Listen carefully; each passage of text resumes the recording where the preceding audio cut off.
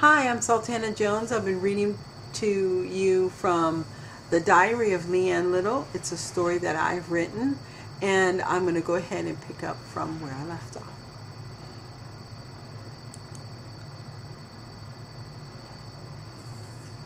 I only saw Papa cry 2 times. Once when the fever hit and we buried Ned and the others. And then, well, news of war was here, and the North had come to fight the men and were joining in the news of war was here, and the North had come to fight, and men were joining in the fight. Papa was talking about joining, and Mr. McClay joined, and Mrs. McClay packed up and moved, leaving just about everything. Then men on horses with guns come by and took all of Papa's slaves, and the ones that wouldn't go got killed. Big Joe was one of the ones they took away, along with Mammy Joe and Sarah Jean. There was nothing Papa could do. I heard Papa say he was going to get his Big Joe and his family back or die trying. Mama wasn't looking very well. She was holding her belly. Then Mama cried out. Papa carried Mama upstairs. Something was awfully wrong. The baby was coming, and it was too soon. I heard Mama crying out in pain, and Papa saying it was going to be all right. And then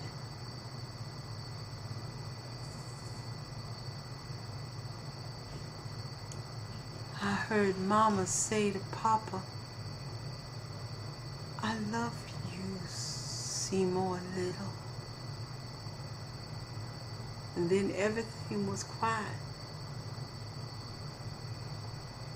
Papa buried Mama and the baby that night.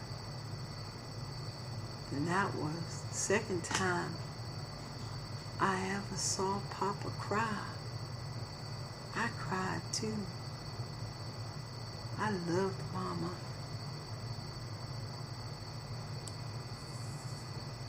Well, Papa got the field horse that was behind the barn ready. He was going to see how he could get Big Joe back. I saw him bury a big chest in the back of, I saw him bury a big chest outside my window near the willow trees and put a rock on it. It's funny that he chose the willow trees. You can only see it from the attic window. Not my bedroom window downstairs, but where I am now. You see, Papa gave me everything I needed to be safe up here in the attic. Food and water and cheese, and he built another wall and closed me inside. I was scared at first. He promised he'll come back soon as he could. Now I was doing fine for a while, and then I heard some northern soldiers come looking through the house. They come upstairs thinking they heard a noise. Well, they did. I had knocked over my cup and I thought I would die. But they didn't find me and left, taking the rest of the horses. I can hear angels more clearly now, and I feel sleepy. So I'll stop for now. I know Papa will return soon, and I need to be rested. I hope he will was able to find Big Joe and his family.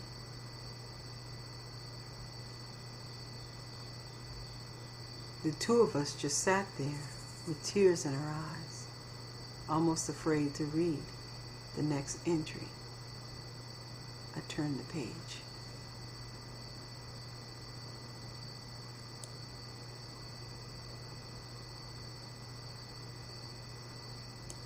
Today, I feel tired, barely able to sit in my chair. This is the chair Papa made. It was my size, and it had wheels on it. He said it would give me wings to my feet, and he was right. I could go almost anywhere in my chair. I have finished Mama's family quilt. In each square, Mama had sewn one of us in it.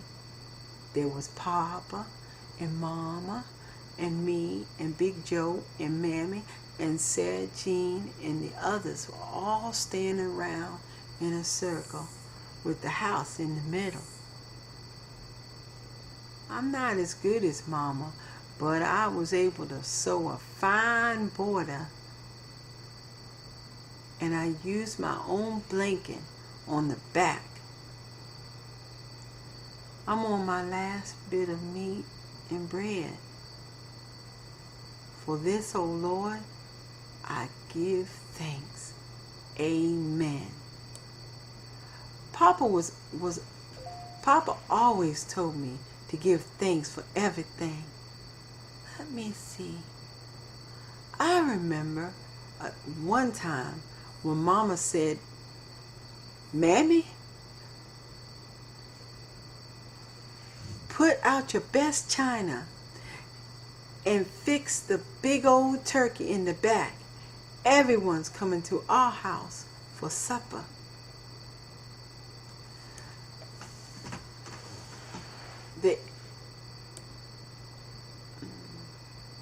The house was shining, and the air was filled with the most wonderful smells. Pies and cakes and rolls and turkey. Makes my mouth just water thinking about it. I heard Papa.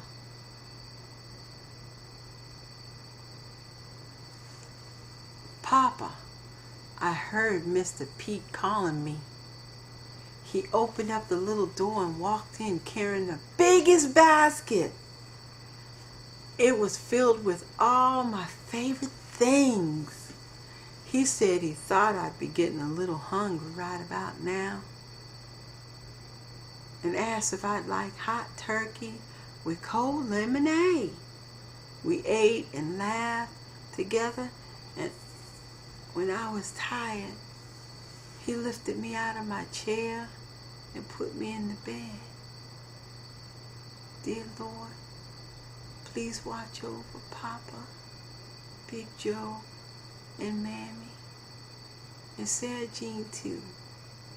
Amen. For a moment, I didn't want them to leave. Then I could hear the angels singing me the sweetest song. Come to think of it, Papa, Mr. Pete was singing the same song when he brought me the basket. Oh, Papa, I try to keep my mind thinking about life on the plantation, but it seems that my thoughts are on the war now. I can hear the sound of gunfire and big booms of the cannons in the far distance. Then there was the day when the Northerners was in the house for days. They come up the stairs looking around, and I was so scared I started to cry. I don't remember how Mr. Pete came in my room. I was too weak to remember. All I know is I was glad he was there. He began to sing just like the angels until all the fear left. And the northerners too. Papa, I'm trying real hard to wait for you to come back. But I want to meet Jesus and see heaven and the angels. I asked Mr. Pete about how someone would get to heaven. And he said something.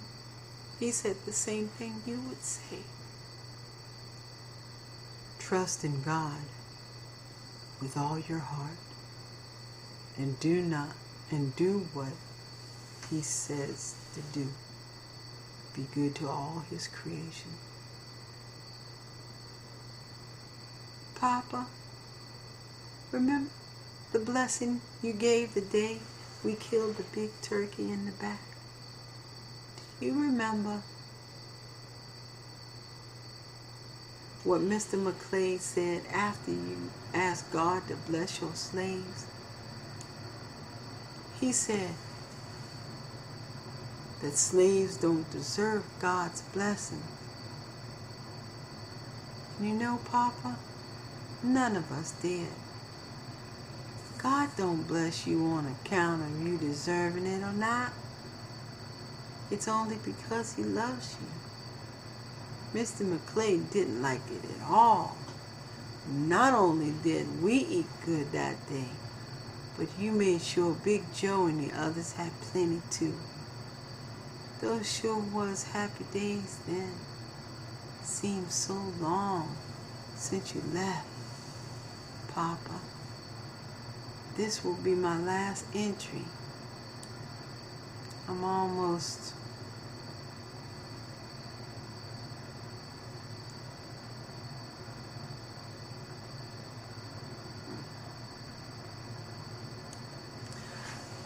Papa, this will be my last entry. I'm almost too weak to write. Mr. Pete is here with me and said that it's time to visit heaven now. And that Mama and the baby are here too. Oh, really over. I have to stop. Can you believe it? I'm way over. All right. Come back for the last part of the story.